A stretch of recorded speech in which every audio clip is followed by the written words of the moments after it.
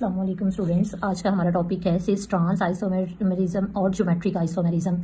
इसको हम लोग डिस्कस करेंगे। इसके अलावा हम कुछ ट्रिक्स और टिप्स भी देखेंगे सिस ट्रांस आइसोमर्स को फाइंड करने के लिए, और इसमें हम लोग सिंपल मेथड देखेंगे कि कैसे हम इजीली इसको स्टडी कर सकते हैं। इसके अलावा आपको लास्ट पे असेसमेंट टेस्ट दिया जाता है इस सेशन के, तो काइंडली आप टेस्ट वो जरूर अटेम्प्ट किया करें, उससे आपकी प्रैक्टिस हो जाती है लेक्चर सुनने के बाद।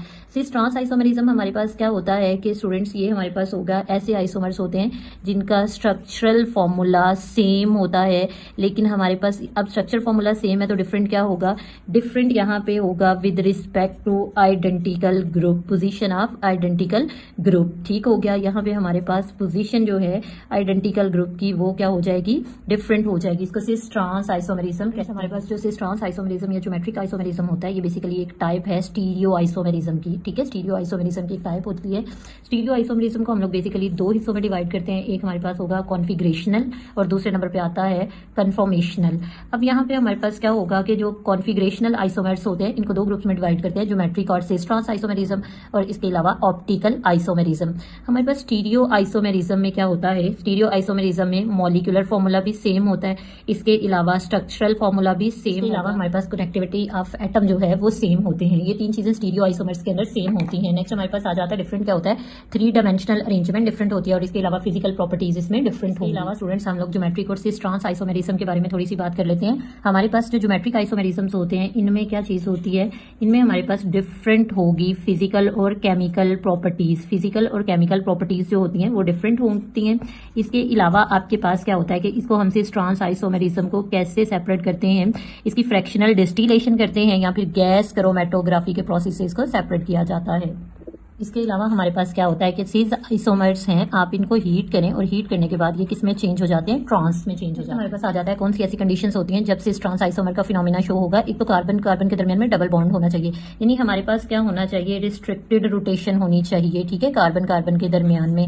इसके अलावा आपके पास क्या आ जाता है कि जो कंडीशन है वो क्या होगा कि डिफरेंट ग्रुप जो है वो अटैच होने चाहिए। ठीक हो गया, तो फिर हमारे पास सिस ट्रांस आइसोमेरिज्म का फिनोमिना शो होगा। इसके अलावा हमारे पास क्या आ जाता है कि जो टर्मिनल अल्कीन्स होती हैं वो क्या करेंगी कि टर्मिनल अल्कीन्स जो हैं वो सिस ट्रांस आइसोमर का फिनोमिना शो नहीं करती। आपके पास एग्जांपल में आ जाता है 1 अल्कीन। ठीक है, 1 अल्कीन में एग्जांपल आप ले लें, ये क्या होंगी, 1 ब्यूटीन हो सकती है, 1 पेंटीन, 1 हेक्सीन। ये सिस ट्रांस आइसोमेरिज्म का फिनोमिना शो नहीं कर रहे होते।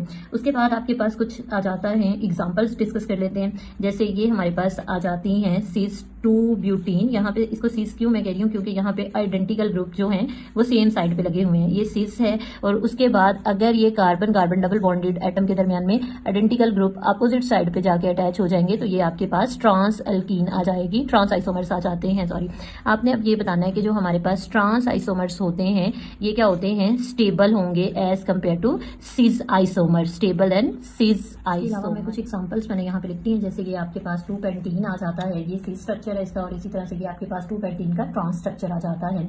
उसके बाद हम लोगों ने यहाँ पे क्या किया है कि ये मैलिक एसिड है, ये सिस फॉर्म के अंदर मौजूद है। इसके अलावा फ्यूमेरिक एसिड आपके पास आ जाता है, ये इसका ट्रांस आइसोमर होगा। ये हमारे पास कुछ एग्जांपल। नेक्स्ट हमारे पास आ जाता है साइक्लोअल्केन। साइक्लोअल्केन क्या करते हैं, ये भी सिस ट्रांस आइसोमेरिज्म का फिनोमिना शो करते हैं। ये क्वेश्चन ऑलरेडी हमारे पास 2020 में आया हुआ है एमडीकैट में। ये आपके पास सिस आइसोमर है जहां पे आइडेंटिकल ग्रुप सेम साइड पे लगे हुए हैं, और ये आपके पास ट्रांस आइसोमर्स आ जाते हैं।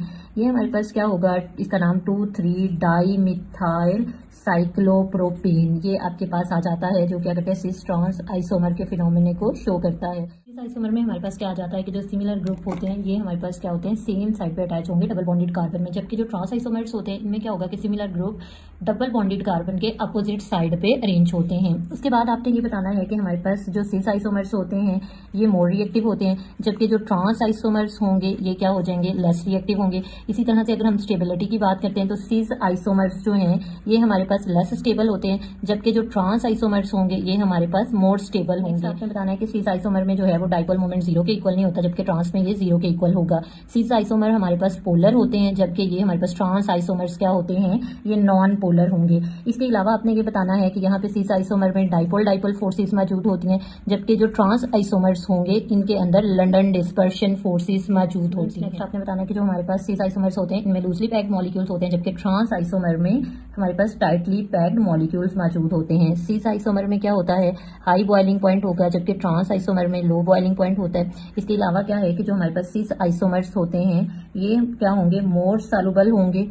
ठीक हो गया, सॉल्वेंट के अंदर मोर सॉल्युबल होते हैं, जबकि जो ट्रांस आइसोमर्स होते हैं ये क्या होते हैं, लेस सॉल्युबल। आई होप कि आपको ये डिफरेंस बहुत अच्छे से समझ आया होगा सिस और ट्रांस आइसोमर का।